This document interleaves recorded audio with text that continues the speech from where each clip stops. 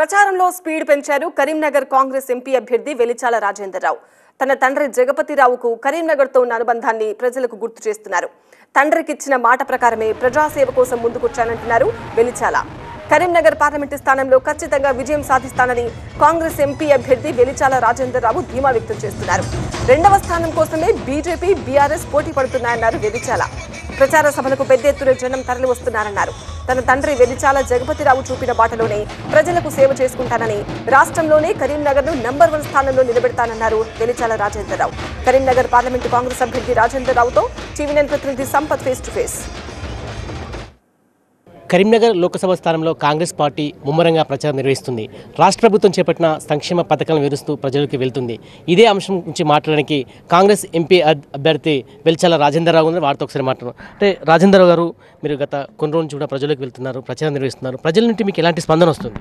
బ్రహ్మాండమైన స్పందన వస్తుంది. ఎక్కడికి పోయినా ప్రజలు నీరాజనాలు పలుకుతున్నారు.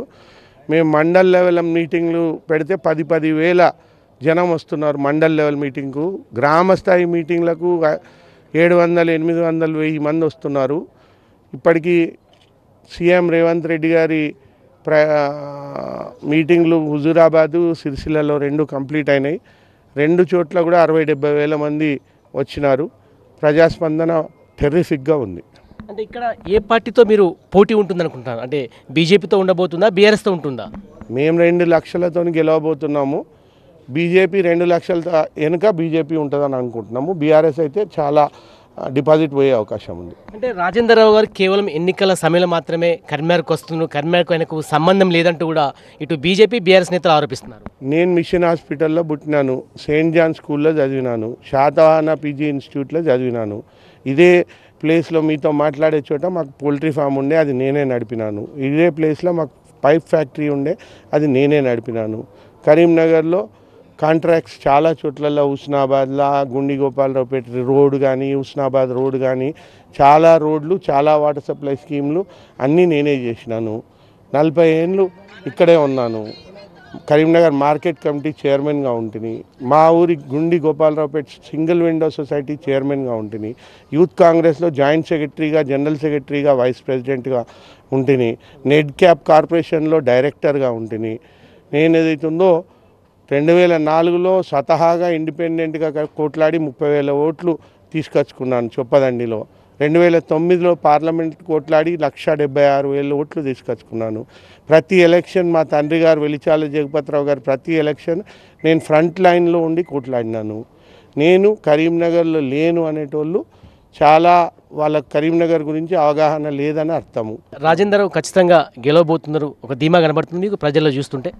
తప్పకుండా 101% గెలుస్తాను. ఈ గడ్డ, కరీంనగర్ గడ్డ నా అడ్డ. ఎట్టి పరిస్థితులలో కరీంనగర్ ప్రజలు నన్ను ఏదైతుందో ఆశీర్వదిస్తారు. నేను నిస్వార్థ సేవ చేస్తా అని వాళ్ళకి తెలుసు. అవినీతి మత్స మరక లేని రాజకీయ ఫ్యామిలీ మాది. మా నాన్నగారు ఆయన చనిపోయే ముందు నన్ను పిలిచి, నువ్వేదైతుందో నాకు కొట్టు పెట్టు, కరీంనగర్ ప్రజల మధ్యలో ఉండి వాళ్ళతో మమేకమై నీ చివరి రక్తపు బొట్టు వరకు సేవ చేస్తా అని ఒట్టు తీసుకున్నారు. ఆ ఒట్టు ప్రకారం ఆయనకు ప్రమాణం చేసిన నేను ఇక్కడే ఉంటానని. నాకు ఇప్పుడు బరువు బాధ్యతలు కూడా తీరినాయి, నా బిడ్డల పెళ్ళిళ్ళు అయినాయి, నాకు డబ్బు దశకం మీద మోజు లేదు. తప్పకుండా ప్రజల మధ్యలో ఉంటాను, ప్రజలకు సేవ చేసేటానికే ఇక్కడ వచ్చినాను.